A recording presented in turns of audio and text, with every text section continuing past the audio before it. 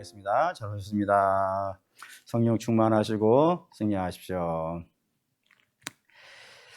오늘 여러분과 함께 읽은 주의 말씀은 하나님께서 이 세상을 통치하시는 방법 중에 하나를 읽었는데, 이 통치하는 방법이 가장 많이 쓰는 방법이고 또 가장 중요한 방법입니다. 그런데 이게 중요하죠. 가장 많이 쓰시고 가장 중요하게 쓰시는 거니까 중요한데, 그래서 이 설교를 준비하면서 생각을 해보니까 이 말씀이 머리와 신앙으로는 이해가 되는 거예요. 아멘도 되고 공감도 되고. 그런데 이 말씀이 내 삶에 그대로 이루어진다라고 생각하면은 과거에도 이것 때문에 되게 힘들었거든요. 근데 앞으로도 그런 일이 있으면 만만치 않겠다 라고 생각이 되는 거예요. 그러니까 쉽지가 않아요, 설교가 준비를 하는 과정이. 뭔 얘기를 하려고 저렇게 폼 잡으시나 하시겠지만 사실 그래요. 중요한데 내 삶에 일어나는 건 불편한 그런 내용들이 여기에 쭉 있다 이겁니다. 그래서 안 할까도 생각을 해봤는데 중요한 거니까 또 안 할 수도 없고 해가지고 그냥 제가 공부하고 묵상하고 깨달은 대로 그냥 갈 겁니다. 가는데 여러분들이 여러분의 믿음으로 좀 잘 받아주시기를 바라고 또 공감해 주시면 좋겠다는 생각이 들어갑니다. 어쨌든 폼을 잡았으니까 이제 본격적으로 한번 해보겠습니다. 하나님께서 예레미야를 통해서 메시지를 주셨어요. 그 메시지는 이스라엘을 심판하시겠다라고 하는 메시지였습니다. 그래서 그 메시지가 지난주에 뭘로 나타났냐면 옹기를 하나를 가지고 가서 깨트려버려라! 깨트려버려라! 그래서 이 옹기가 이스라엘이니까 깨어져서 다시는 다시 쓰지 못할 만큼 완전히 파괴해버려라 라고 이렇게 말씀을 예언으로 하신 거라 이거예요. 그러자 하나님이 왜 이렇게 화가 나셨냐면은 저들이 하나님이 이스라엘에게 주신 가장 큰 복이 있다고 했습니다. 그 큰 복이 뭐죠? 다음 세대. 하나님이 우리를 여전히 버리시지 않았고 하나님이 여전히 우리를 사랑하신다라는 것을 성경은 뭘로 나타내냐면 자식을 주시는 것으로 나타낸단 말이에요. 그 귀한 기업들을 우상에게 막 제물로 바치는 거예요. 그러니 하나님께서 너무너무 화가 나셔가지고 내가 너희들을 내가 다시는 돌보지 아니하리 하면서 옹기 깨버리듯이 깨버리겠다라고 하시는 그런 예언을 했다 이겁니다. 이제 그 예언이 누구의 귀에 들어갔냐면 20장 1절의 사람이 들어갔어요. 읽을게요.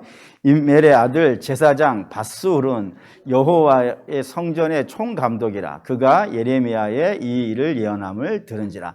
예레미야가 하나님이 이스라엘을 옹기 깨버리듯이 깨버리겠다는 예언을 들었는데 그 예언을 누가 들었다고요?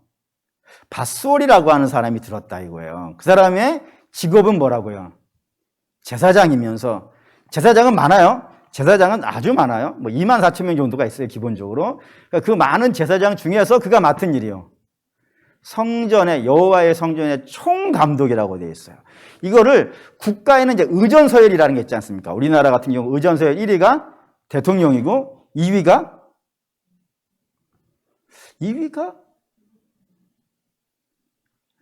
국회의장, 3위가 대법원장, 4위가 중앙선거관리위원장, 이런 데인데, 대법원장, 이런 식으로 국가의 의전서열이 쭉 이렇게 있어요.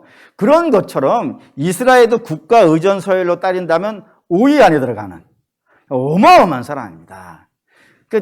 그러니까 그만큼 중요한 역할을, 성전의 모든 것을 총감독하는, 그러니까 대제사장이 있지만 대제사장은 아니고 성전의 모든 살림살이와 행정과 질서와 모든 것들을 유지시키는 아주 중요한 직책을 가지고 있는 사람이 밧스울인데 이 사람의 이름이 골치 아프단 말이에요. 밧스홀인가? 훌인가? 밧스홀. 이름이 복잡하단 말이에요. 이게 이스라엘식 이름이 아닌 거예요. 이스라엘은 이런 이름을 안 써요. 이게 어느 나라 이름이냐면 애굽의 이름이에요. 애굽의. 이름부터 느낌이 좀 짠하죠? 애굽 사람의 이름이 이게. 그래서 이걸 조사를 했더니 이걸 이제 반으로 나눈단 말이에요. 반으로 이렇게 나눠서. 요게 아들이에요. 애굽어로. 아들. 홀의 아들이에요. 홀의 아들. 홀이 뭐냐면 혹시 호루스라고 하는 애굽의 신을 들어봤습니까? 얼굴이 매예요. 매. 매 형상을 가지고 있어요. 이게 호루스예요. 뭐 이시리스와 오시스의 사이에서 태어난 뭐 이런 이름을 가지고 있는 게 호루스인데, 이 호루스는 하늘의 태양과 달이 눈이에요. 그 눈으로 온 세상을 비치는 거예요. 그리고 매니까 높은 곳에서 땅에 있는 모든 것들을 이렇게 딱 쳐다보면서 관장하고 있는, 세상의 모든 것들을 주관하는 그런 신이에요. 그렇기 때문에 애굽의 바로는, 이게 애굽의 바로를 상징하는 신이 호루스예요. 근데 이 호루스라고 하는, 호루스의 아들이라고 하는 이 사람이 어디를 맡고 있다고요? 여호와의 성전을 맡고 있다는 게 이상하지 않아요? 아니 어떡해? 아니 예를 들어 예를 들은 거예요. 혹시 오해하지 마시고, 우아 영산교회의 담임 목사가 뭐뭐뭐 박산 주지예요. 이상하죠? 또 뭐 이슬람에서는 뭐라 그러더라? 이맘이라 그러는데 박산 이맘이 하고 있는 거예요. 이상하잖아요. 근데 지금 이상한 거예요 지금. 근데 더 문제는 이 밧솔이라고 하는 이름을 가진 사람이 당대의 역사를 조사해 보니까 일반 백성들에게도 어마어마하게 많아요. 아주 유행하고 있는 이름. 이 시대에 가장 유행하는 이름이 뭐죠? 박산이지 뭐.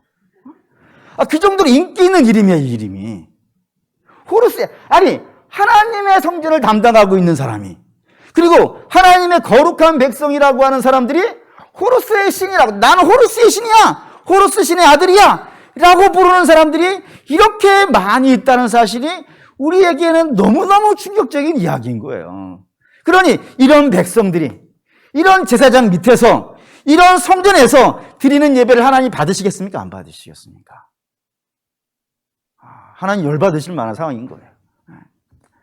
이게 뭐 예배가 안 드려지는 건 아니라니까요. 성전도 열려 있고 그 성전에 가서 수많은 제사들이 드려지고 있고 성경도 읽어지고 있는데, 그거를 다스리고 가르치고 하는 모든 사람들은 하나님과 관계없는 사람들이 이 일을 하고 있으니 이스라엘이 드려지는 예배가 어떻게 온전한 예배가 되겠으며 하나님이 기뻐하시는 예배가 되겠어요. 근데 이런 상황이에요 지금 이스라엘이. 근데 이 밧솔이 이 예언을 듣고 이 예레미야를 잡아온 겁니다. 잡아와서 2절을 했어요. 2절을 또 읽어볼게요. 2절 읽겠습니다. 이에 밧솔이 선지자 예레미야를 때리고 여호와의 성전에 있는 베냐민 문 위층에 목에 씌우는 나무 고랑으로 채워 두었더니, 두 가지 했다고 되어 있어요. 하나는 데려다가 때렸다고요. 예언자예요. 그리고 어른이에요. 여러분, 어린이는 훈육 차원에서 때리는 것이 요즘 불가능하긴 하지만 그래도 할 수 있는 것 아니겠어요. 어른이 자녀의 또 학생의 연약함들을 훈육시키기 위해서 때릴 수 있는 것 아니겠어요. 근데 어른은요, 그게 안 되지 않습니까? 어른 서로 존중해 줘야 되고, 20세만 넘어도 함부로 반말하는 게 아니잖아요. 서로 존중해 주고 그러는 것이 일반적인 것이라 이겁니다. 그런데 특별히 외국 같은 경우는 더 심하죠. 우리나라 같은 경우에는 이름을 부를 때 어른의 이름 함부로 못 부르잖아요. 이렇게 존칭을 쓰고 선생님, 직책 불러드리고 다 그것도 님자 붙여가지고 설명하는데, 외국 같은 경우에는 다 그냥 이름 부르잖아요. 20세 넘으면 어린이나 어른이나 다 하나의 독이나 인격체라고 생각하기 때문에 함부로 이렇게 손대는 게 아니라 이겁니다. 그런데 어른임에도 불구하고 또 하나님의 예언자임에도 불구하고 잡아다가 때렸다 이거예요. 얼마나 치욕스럽고 얼마나 모욕스러울까요? 뿐만 아니라 성전에 있는 베냐민 문이라고 하는 게 일반적인 문인데, 그 문 위에 2층에다가 그를 가둬놨는데, 그것도 그냥 가둬놓은 것이 아니고요, 목에다 나무 고랑을 채웠다라고 되어 있으니 우리식으로 말하면요, 칼 채운 거죠. 칼이 왜 힘드냐면은 그 눕지 못하게 하고 기대지 못하게 하는 형벌이라고요. 얼마나 힘든지 몰라요. 이제 그것만 채워놓고만 있어도 고문이 되어질 정도로 너무너무 힘든 것이 목에다 칼 채우는 것인데, 그렇게 밤새도록 채워놨다 이겁니다. 하여튼 모욕과 고통과 아픔을 몽땅 다 갖다 준 이제 그런 형벌을 하루 동안 받은 거예요. 그리고 3절 읽겠습니다. 다음날 밧솔이 예레미야의 목을 씌우는 나무 고랑에서 풀어주매 예레미야가 그에게 이르되 여호와께서 내 이름을 밧솔이라 하니 아니하고 마골 밋사빔이라 하시느니라. 그러니까 밧솔이 이제 그 다음날 돼가지고 풀어주는 거예요. 풀어주면서 이제 가라고 했겠죠. 가라고 하면서 뭐 곱게 보내주진 않았을 겁니다. 분명히 다시는 그런 예언 하지 말라.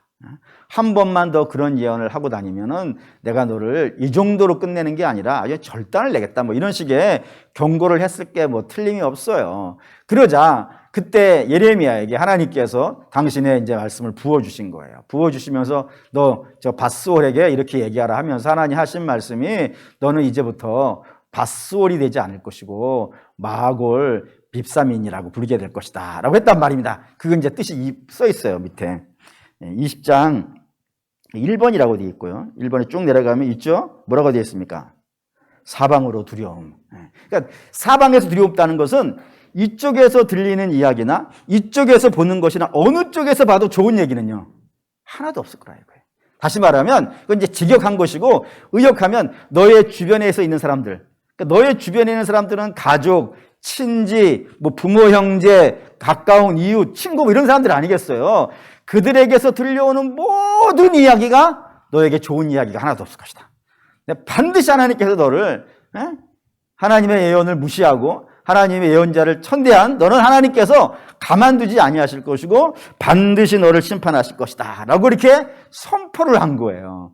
얼마나 기계가 있어요. 악한 자 앞에서 악한 자가 막 칼을 두고 모욕을 준다고 해서 겁을 준다고 해가지고 그 앞에서 쫄아가지고 살려주세요. 한 번만 살려주시면 내가 다시는 그러지 않겠습니다 라고 그런 모습으로 있는 게 아니라 당당하게 내가 하나님께서 지금 내게 말씀하시는데 너를 하나님께서 가만두지 않으신다고 했다고, 너 이제 각오하라고 이렇게 이야기했으니 얼마나 폼이 나요. 안 폼납니까? 폼나지. 기계가 있고 멋있잖아요. 사람에게 기백이 있으려면 이런 게 있어야 되지 않겠습니까? 제가 있겠습니까? 없겠습니까? 그건 모르겠어요. 어쨌든 그렇다 이거예요. 기계가 있고 멋있단 말이에요. 근데 이게 예레미야의 겉모습이고, 다른 사람 앞에서는 이렇게 당당하고 기죽지 않고 하나님의 예언자로서 든든하게 서 있는 사람이지만 그의 이면은 다른 모습이 있는 거예요. 딱 섰을 때는 눈에 팍 불 들어와가지고 독사와 같은 눈으로 하지만 뒤에 가가지고는 다른 모습이 하나 있더라라고 성경이 설명하고 있는 겁니다. 그게 7절입니다. 7절 읽을게요. 여호와여, 주께서 나를 권유하심으로 내가 그 권유를 받았사오며 주께서 나보다 강하사 이기셨으므로 내가 조롱거리가 되니 사람마다 종일토록 나를 조롱하나이다. 여기 이제 이게 어려워요. 저 권유라는 말이 두 번이 나오는데 저 권유라는 말이 되게 문제가 심각한 단어예요. 왜냐하면은 우리한테는, 우리가 그냥 읽을 때는 하나님께서 내게 무슨 말씀을 하셨나 보다, 뭐 이렇게 권유한다 하잖아요. 이렇게 뭐 청하거나 뭐 이런 뒤에 쓰는 단어인데, 아마 저 성경을 처음 번역하셨던 분들이 저 단어를 쓸 수가 없었던 것 같아요. 원래 이게 파타라고 하는 단어인데, 히브리어로 파타라고 하는 단어인데, 그분의 양심이 이 파타를 있는 그대로 번역하기가 어려웠던 것 같아요. 그래가지고 예상 밖의 단어를 썼어요. 그게 권유예요. 그러면 이제 권유가, 저기 파타라는 단어가 뭔지를 좀 확인을 해봐야겠는데, 그 단어가 이제 유사한 사례가 같은 사례가 등장하는 것이 열왕기상 22장에 등장해요. 그 열왕기상 22장에는 중요한 인물이 등장하는데 그 이름이 누구냐면 아하방입니다. 아하방은 이스라엘 역사에서 이보다 더 악한 왕이 없는 그런 왕이에요. 그의 부인은 아시죠? 그의 부인이 이세벨이에요. 이세벨 뭐 하는 여자예요? 바알 선지자의 대장급 되어지는, 갈멜산에서 엘리야가 830명이나 되는 바알 선지자를 싹 다 죽여버렸다고요. 그러면은 그 위세에 이 이세벨이 쫄만도 해요. 자기의 수하 830명이 나가 죽었는데 그 대장이 쫄만하잖아요. 근데 오히려 이 여자께서 더 말이죠. 그러잖아요. 내가 엘리야를 네가 죽였던 830명 같이 만들지 않으면 내가 사람이 아니야. 거기서 나온 말이, 아녀자가 원한을 품으면 온유의 서리방이 된다는 얘기가 나온 거예요. 얼마나 무서운지 몰라. 아니, 830명을 때려잡은 엘리야를 때려잡겠다 그런 거예요. 그러니 엘리야가 겁을 먹어가지고 도망갔단 말이에요. 도망가서 얼마나 쪽팔렸는지 로뎀 나무 앞에서 뭐라 그래요? 죽여달라고. 못하겠다고. 그렇게 만들었던 사람이 이세벨이 그의 남편이에요. 세지 이 사람도. 그래서 성경에는 이 사람을 뭐라고 등장하냐면은 나봇의 포도원을 빼앗기 위해서 하나님의 사람인 나봇을 두려움 없이 죽여버리는 그런 사람으로 등장하고 엘리야하고도 맞서 싸우는 그런 사람이 되기도 하고, 하여튼 이스라엘 성경에서 가장 악한 왕의 대표 주자 하면 이 아합을 든단 말입니다. 그래서 하나님이 그 아합을 오래 참으셨어요. 오래 참으시다가 열왕기상 22장에 가서 내가 저를 죽이리라 라고 결심을 하신 거예요. 그리고 천사들을 호령했어요. 다 불렀어요. 야, 내가 이 아합을 죽일 예정인데 너희들이 한번 좋은 의견을 한번 내봐라 했더니 사방 군대에서 천사들이 손을 들고 목사님, 하나님 저 했겠지? 응? 그래서 너 해봐. 했더니 뭐 이런 방법을 쓰면 좋겠습니다. 내가 이렇게 해보겠습니다. 제가 저렇게 해보겠습니다. 막 얘기를 하는데 하나도 마음에 안 드는 거예요, 하나님. 그런 때에 한 천사가 하나님께 손을 들고 제가 한번 이렇게 해보겠습니다 라고 한 이야기가 있습니다. 그거 보시죠. 열왕기상 상 22장 20절부터입니다. 읽을게요. 여호와께서 말씀하시기를 누가 아합을 깨어 그를 길르앗 라못에 올라가서 죽게 앓고 하시니 하나는 이렇게 하겠다 하고 또 하나는 저렇게 하겠다 하였는데 한 영이 나와 여호와 앞에 서서 말하되 내가 그를 꾀겠나이다. 여호와께서 그에게 이르시되 어떻게 하겠느냐 이르되 내가 나가서 거짓말하는 영이 되어 그의 모든 선지자들의 입에 있겠나이다. 여호와께서 이르시되 너는 꾀겠고 또 이루리라. 나가서 그리하라 하셨는즉 되어 있어요. 여기에 꾀겠다가 그 파타예요. 그러니까 거짓말을 해가지고 거짓말해서 속이는 거예요. 네가 이겨. 네가 이길 수 있어. 네가 걱정하지 마. 그런 일 있잖아요. 그 아합이 전쟁을 하려고 그의 사돈을 불렀어요. 사돈이 누구이죠? 여호사밧. 남쪽에 여호사밧 왕을 불러가지고 우리가 한번 전쟁 같이 하자. 남북이 한번 힘을 합쳐가지고 전쟁을 하자. 했더니 여호사밧이 이거 전쟁에 나가려면 우리가 하나님께 물어야 되지 않겠습니까? 어떻게 하나님께 묻지도 않고 전쟁을 나갑니까? 라고 하니까 그래? 그럼 묻자 해가지고 예언자들 다 불렀어요. 다 불러가지고 내가 전쟁에 나갈까 말까 하나님께 물어봐라 했더니 이 예언자들이 떼거지로 모여가지고 뭐라 그래요? 당신이 이기고 이길 거라고. 그래, 걱정하지 마시고 나가라고. 그게 꾀였다 이거예요. 거짓말을 해서. 그게 하나님의 음성이 아니었단 말이에요. 그게 하나님의 음성이 아니고 악한 영들이 그의 입에 들어가서 그를 속였다 이거예요. 이긴다고 속여가 거짓말해가지고 저를 끄집어내가지고 결국엔 길르앗 라못에서 어떻게 한 거예요? 죽인 거예요. 그거를 파타라 그런다니까요. 하나님께 그걸 쓴 거예요. 하나님한테 거짓말했다고. 나를 속였다고. 나를 속여가지고 안 하겠다는 사람 겨우 끌고 와가지고 나 망하겠다고. 하나님 거짓말쟁이라고 이렇게 얘기한 거예요. 지금 예레미야가. 또 다른 표현을 쓴다 그러면은 이럴 때 써요. 동네에 여러분과 같이 아주 순진한 아가씨들이 있어. 근데 양아치 하나가 여러분들을 꼬셔가지고 거시기 해버리신 거야. 그때 그거를 파타라 그런다니까요. 히브리어로. 거시기 정말 좋네. 내용을 알아들었죠? 뭔 얘기인지. 그렇게 해버렸다 이거예요. 거짓말 해가지고 내가 너 사랑해. 나 너 정말 좋아해. 해가지고 순진한 아가씨들이 홀랑 넘어온 거야. 그래가지고 인생도 삶도 몸도 다 망쳐버리는 그런 상태로 하나님이 나를 만들었다 이거예요. 그걸 못 쓰겠는 거예요. 이 성경을 번역하신 분이. 그래서 그냥 권면이라.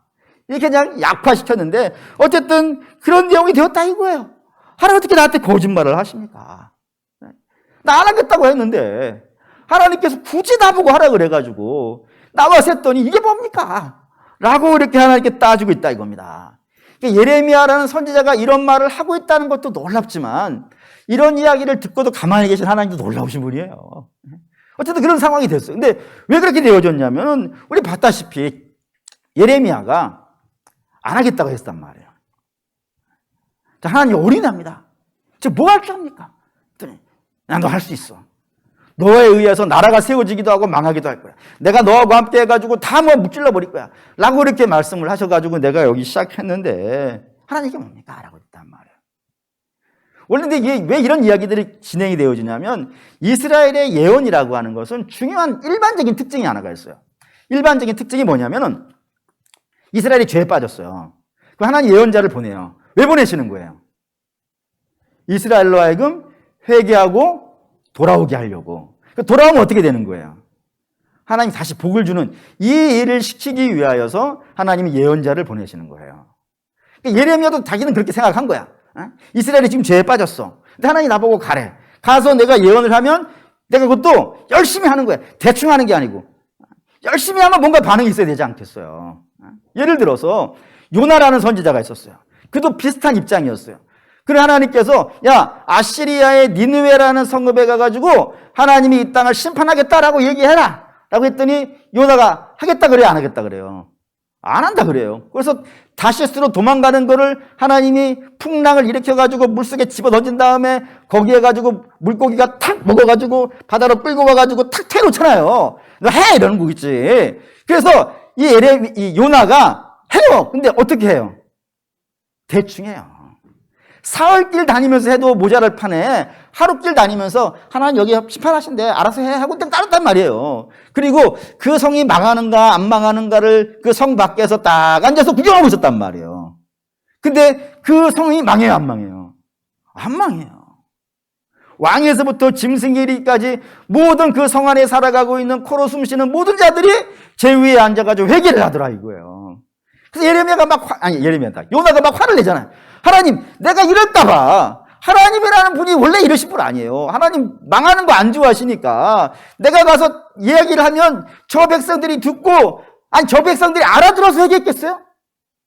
아니, 이거 니느웨인데. 하나님 모르는 백성들인데, 지네들이 어떻게 그 한마디 설교를 듣고 알아듣고 회개를 하겠어요? 네?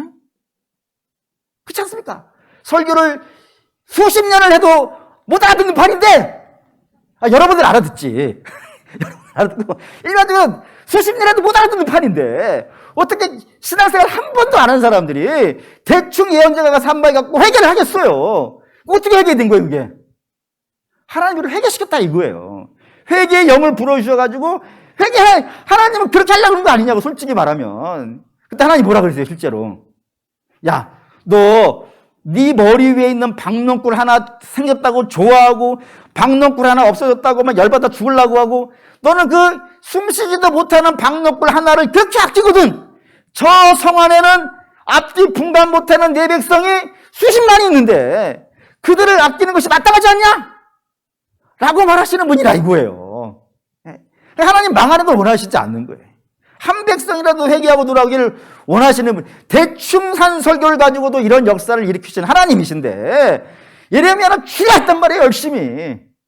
온몸을 바쳐서 했으면은 이 백성들이 그 설교를 듣고 어떻게 해야 되겠어요? 회개하고 돌아와야 된다 이거예요. 근데 하나님 어떻게 이 백성들은 설교를 할 때만 더 약해집니까 지금 이거?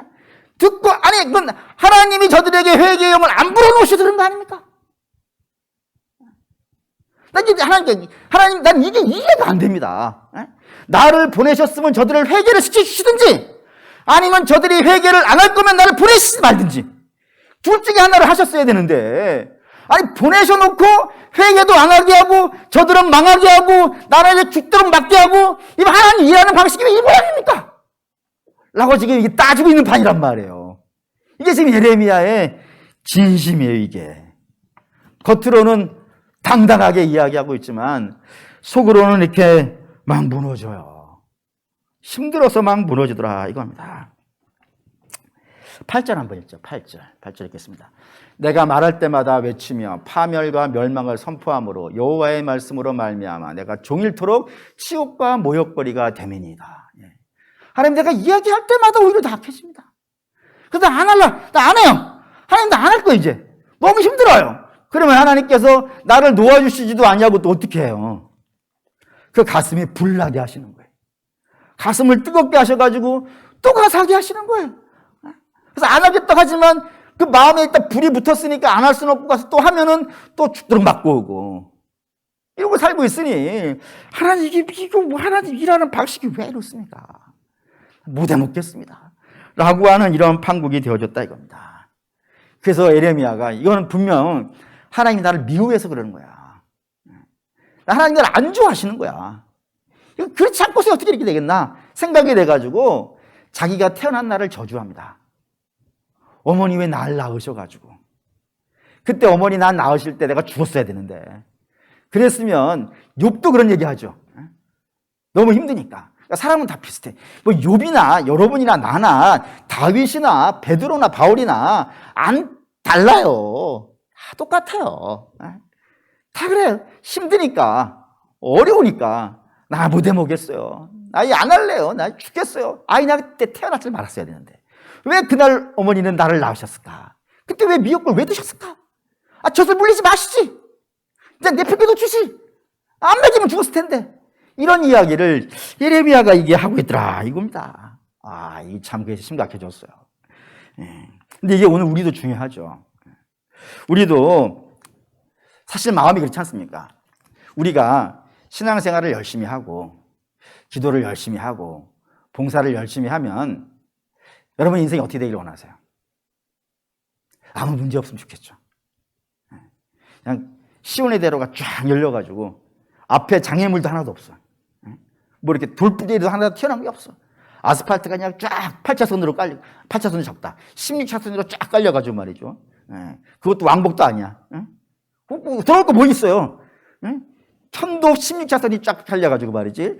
거기를 아우토반보다 더 세게 쭉 달릴 수 있으면 뭐 더없이 뭐 좋겠지. 그런 생각을 갖는데 해보시면 어떤가요? 안 되죠. 막 넘어질 때도 너무 많고 걸릴 것도 없을 것 같은데 아침에 출발할 때 보면 걸릴 것도 없는데 그래서 막 신나게 달렸는데 점심때쯤 보니까 팍 넘어져 있는 거예요. 실망해 있고 낙심해 있고 왜 하나님이 이렇게 두실까? 내가 어려울 수가 탁 만날 때 하나님이 착 나타나셔가지고 악당들 탁 물리쳐 주시고 말이지. 자 그랬으면 얼마나 좋을까? 그 생각 혹시 안 해보셨나요? 나 해봤는데. 해봤어요. 부목사 할 때 그런 생각했어요. 내가 달인만 돼봐라. 한국이 뒤집어진다.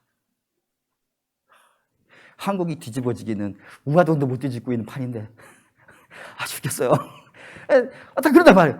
왜 안 될까? 그래 이거야.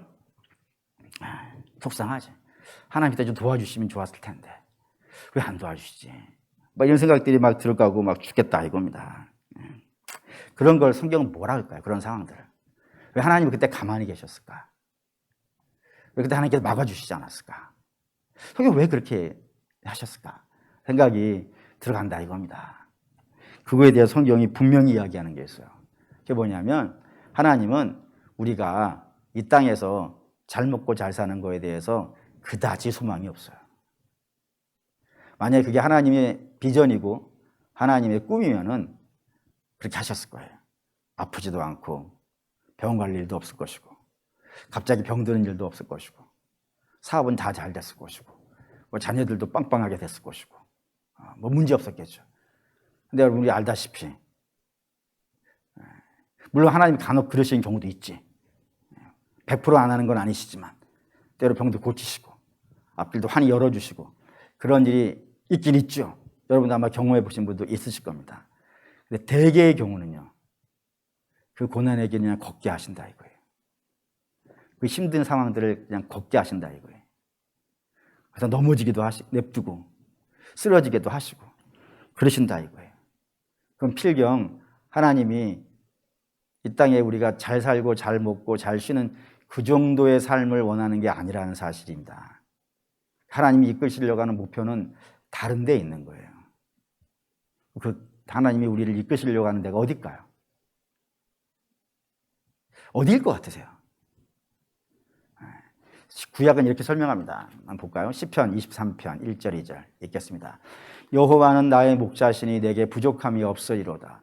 그가 나를 푸른 풀밭에 누이시며 실만한 물가로 인도하시는도다. 목자 되시는 여호와께서 어린 양 된 우리를 인도해 가시는데 그 목표가 어디라고요? 푸른 풀밭과 쉴만한 물가래요. 이게 이제 구약식 표현이에요. 그럼 이제 그걸 신약으로 가져와 볼게요. 이 푸른 풀밭은 양에게는 뭐예요? 양식이죠. 양에게는 참 양식이에요. 그리고 쉴만한 물가는요, 양에게는 참 음료죠. 그러니까 양에게 참 양식이 되고 양에게 참 음료가 되는 곳으로 데려가신다 이거예요. 그럼 거기가 어딜까요? 눈치 빠르신 분들은 아실 거예요. 보죠. 요한복음 6장 35절 읽겠습니다. 예수께서 이르시되 나는 생명의 떡이니 내게 오는 자는 결코 줄이지 아니할 터이요 나를 믿는 자는 영원히 목마르지 아니하리라. 여기에 양식이 등장했어요. 양식이 뭐예요? 예수님이래. 예수님이 당신을 참 양식이라고 하셨어요. 또 보시죠. 요한복음 6 요한복음 참 찾아봅시다. 7장인데 요한복음 7장 아직 표시를 안 해가지고 못 찾았는 모양이네. 요한복음 7장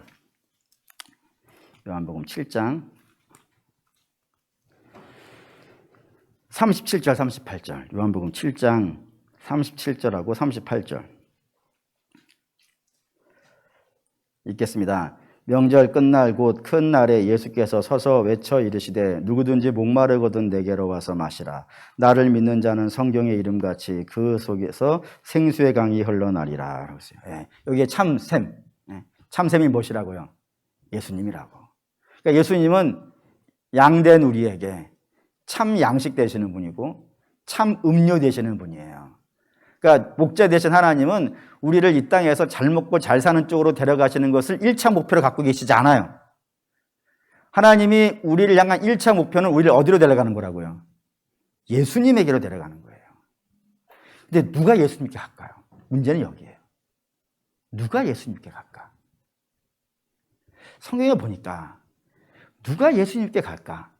보면 다 실패한 자들이에요. 다 무너진 자들이에요.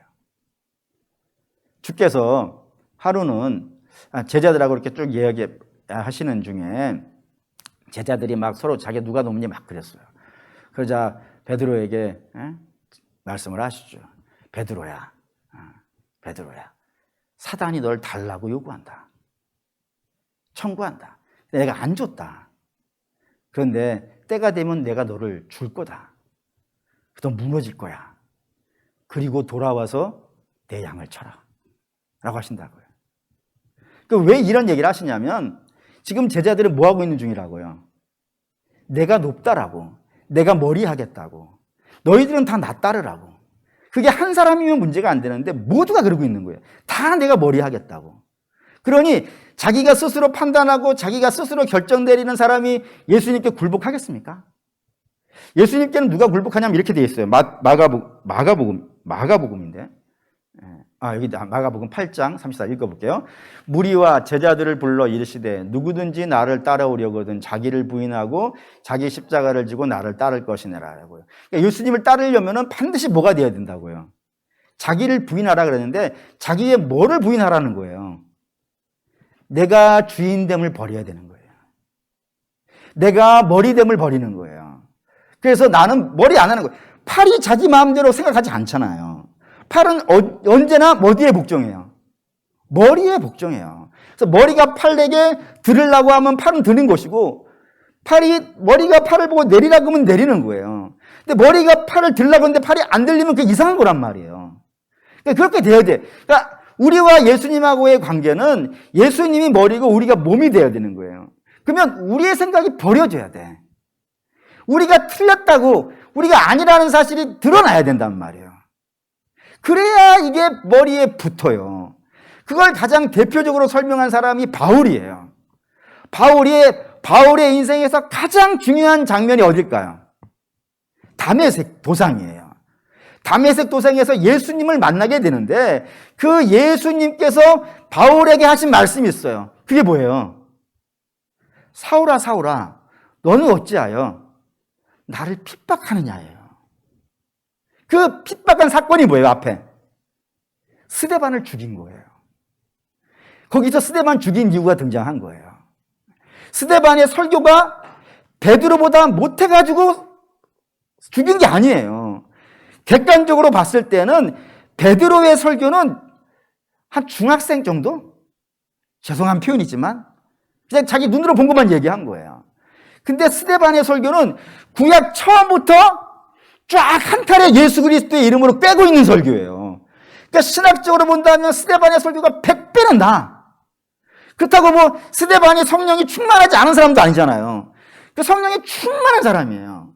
그럼에도 불구하고 그 스데반의 설교를 듣고 사울은 그 스데반을 죽인단 말이에요. 그 스데반이 왜 죽은 거예요?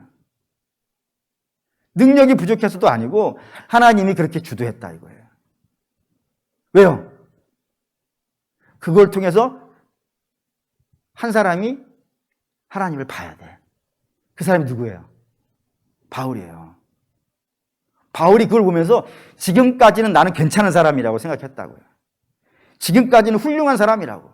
내가 하는 모든 일은 하나님을 위한 일이라고. 그렇게 생각해서 살인을 저지른 거예요. 자기가 판단한 것이지. 근데 하나님이 보시니까 그건 죄가 된 거예요.